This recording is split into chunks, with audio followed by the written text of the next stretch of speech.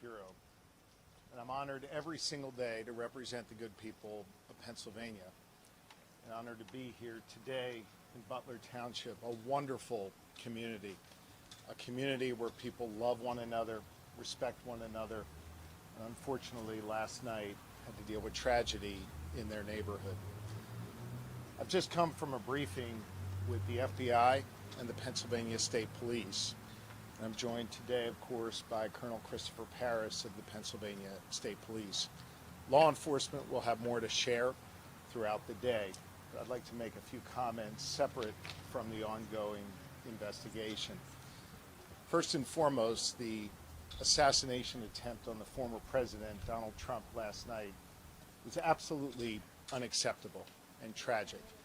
Lori and I are grateful that the former president is safe and, according to him and his team, is fine.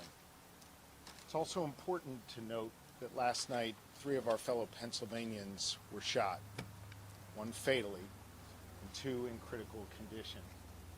I've just spent time speaking to the families, and I want to offer my prayers and the prayers of all 13 million Pennsylvanians for the 2 individuals who are being treated at this time. We lost a fellow Pennsylvanian last night, Corey Comparator. I just spoke to Corey's wife and Corey's 2 daughters. Corey was a girl dad. Corey was a firefighter. Corey went to church every Sunday. Corey loved his community. And most especially, Corey loved his family. Corey was an avid supporter of the former president and was so excited to be there last night with him in the community. I asked Corey's wife if it would be okay for me to share that we spoke. She said yes. She also asked that I share with all of you that Corey died a hero, that Corey dove on his family to protect them last night at this rally. Corey was the very best of us. May his memory be a blessing. Last night was shocking for this community and for this Commonwealth, and I know for this country. Political disagreements can never, ever be addressed through violence.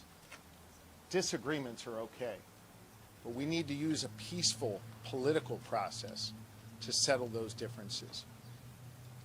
This is a moment where all leaders have a responsibility to speak and act with moral clarity, where all leaders need to take down the temperature and rise above the hateful rhetoric that exists and search for a better, brighter future for this nation. It's the work that I try to do every day here in the Commonwealth of Pennsylvania. And that's the work that falls to each and every American right now. And so I ask that you join me in prayer for the 2 Pennsylvanians who are in critical condition, that we continue to wish for a full and speedy recovery and pray for the former president, and that the Comparator family remains in our thoughts and prayers. They have some very challenging times ahead of them. They will have an empty seat at the dinner table for the rest of their lives. But we need to make sure that Corey's memory is forever a blessing.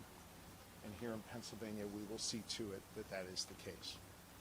And with that, I'll be happy to try and take a few of your questions. Governor, a lot of folks are starting to ask the tough question about whether that building that the shooter accessed should have been secured. Should it have been secured? And do the Pennsylvania State Police have any responsibility to have secured it? I'm not going to get into any questions answer any questions regarding the ongoing investigation. I trust that the FBI and the Pennsylvania State Police will keep you posted throughout the day and in the days ahead as to their investigation. Governor, there were some concerning items that the police had found in the suspect's vehicle. Do you have any update on those? And are you confident at this point the threat is over, that he acted alone and that the public is in fact safe? The investigation is ongoing, and law enforcement will update you on the status of their investigation throughout the day. Can you share any more about your communications with former President Donald Trump or his team? I have not spoken directly to the former president. I have wished him well.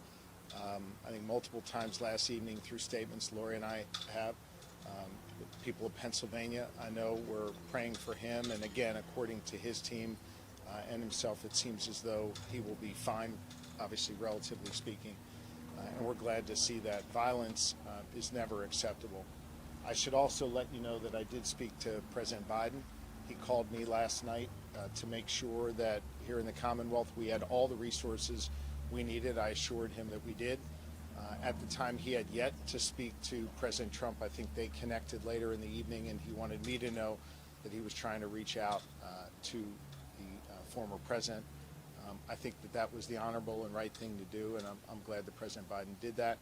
We have no unmet needs at this time, and we're working in concert with our federal partners, and I let the president know that. Governor, have you talked to the families of those two who were critically injured, and do you have an update on their condition? I spoke to the family of one of them, and the other left a detailed message, and I'm not going to get into their status. That'll be shared by the Pennsylvania State Police and or the family later today. Governor, will you be asking for flags to be flown at half-staff across the state, and also knowing that this is going to be really contentious, even more so, a battleground state for the rest of until what would your message? Can I say, I just missed the last part of what she said. No problem. The first was about the flags. The second, knowing that this is going to be even more contentious now in the state of Pennsylvania, and that we're divided here, what is your message to people who live here?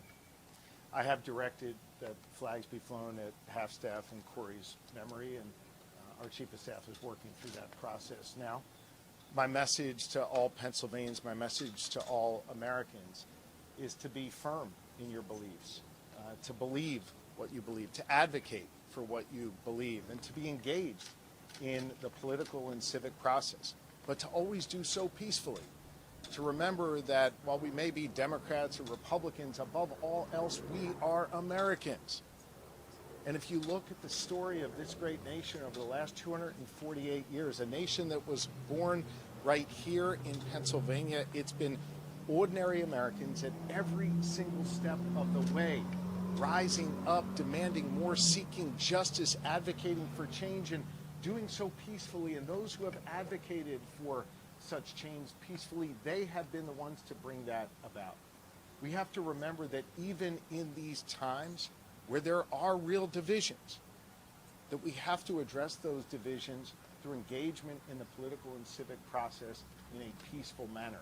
That is incumbent upon all political leaders of all parties, and it is incumbent upon the public. I will tell you that notwithstanding the tragedy that we saw last night here in Butler, the awful tragedy, that every day when I'm around Pennsylvania, I see the very best of Pennsylvanians. People who do have fervent beliefs, people who do have passionate beliefs, but who engage in a peaceful manner, and who love their neighbors, and who engage with people in their communities, even those that they might have differences from. We need to learn from our history in this Commonwealth and in this country, and we need to bring our better angels forward and carry that forward into this political season. I'll take one more. Yes.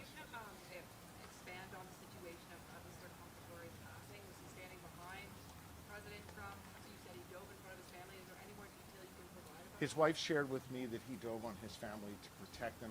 As for any other information, that'll be shared by law enforcement. Thank you all very much.